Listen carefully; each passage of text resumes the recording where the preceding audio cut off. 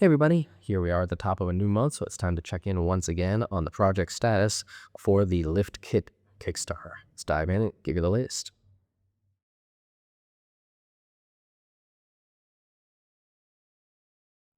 All right, so to quickly recap, last time we discussed the development process, most particularly that we had streamlined the mechanism and the design, and actually greatly reduced the part count, a bit over 40% lower part count than it initially had, which is huge. Less parts means less things to potentially go wrong, less potential points of failure, less complexity for assembly. Generally, all good news. So that was great. What wasn't as great, though, we found we had removed a couple things, these bushings in the original design, that turned out to be pretty important and contribute significantly to the feel and function. So we reworked the design to get those back in.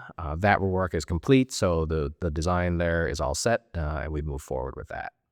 We are currently finalizing the design for the wide tables. Now for these, the added width adds a little bit of a challenge there structurally, so we're adding in this stiffener part uh, across the width to sustain the mechanism there. And we're going to A/B test that against a version made to the size of the wide tables without it, just to see, is the stiffener, is it necessary? Does it actually contribute significantly at all to how it turns out? Basically, does it make it better? Is it needed or not? And we will finalize that wide design based on the results of that test. The hexagonal version of the mech is going to require a couple of parts that the rectangular models won't. We are going to move forward on that development soon, but first we're going to wrap up the rectangular options and get those sort of handed off to production and moving, and then circle back and finish the development for the hex and get that into the stream as well. There's a number of things we're going to be getting for this project outsourced, made externally for us. Those things, of course, need to be ordered and arrive in time. So we have, as of the end of this week, so basically today, we have placed all those orders. We have those in, so everything should be getting produced and on its way. Most of this looks pretty good. There are some custom ratchets we're having made, and those are going to be a little tight. There's about a 6-week lead time on those. And of course, we've got about 8 weeks until our projected fulfillment starts. So it's kind of tight, but we should be getting those in. And of course, those don't necessarily have to hold up production and assembly. We can just make it through the rest of it and then add those in at the last step. So that shouldn't be a deal breaker, and we should be all right. But that one is the only real concern in the sourcing front.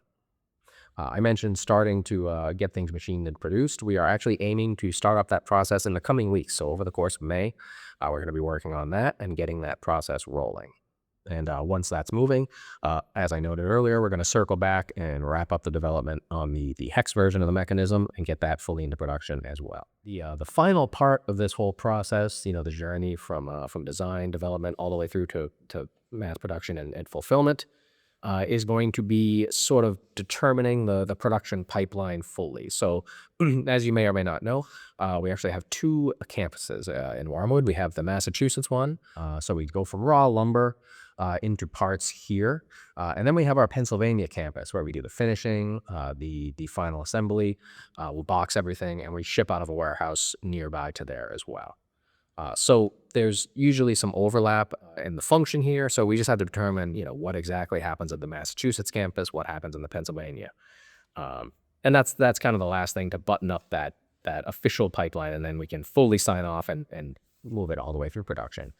This is a very boring and technical part of things. It's just a matter of looking and sort of optimizing the process as best we can. So we're just going to iron that out, but that's like the last step to get full production up and running. So that is ahead as well and should be taking place during May. As we move forward, we are now only a month out from our projected start of fulfillment in June. So it's very important that your address is up to date. If you have moved since placing your order for this project, just drop us a line and let us know so we can update that in our system and make sure the lift mechanism and or your table gets to you at your current address. And that's about it for this particular update, guys. Yeah, it's exciting. We are about a month away from our estimated fulfillment month, June, and things do look good for us starting fulfillment during that month. We should see shipments starting to go out then. I'll be back at the top of that month, of course, to let you know more specifically, are we looking at early June, mid-June, late June, when are the first shipments going to go? What's that overall trajectory look like? What's the whole timeline? I'll be able to answer that in a lot more detail at the top of June. And we'll also pick up with a mid-month update in June as well to let you know how our trajectory is sort of keeping pace with our estimate there. So yeah, a lot to look forward to there.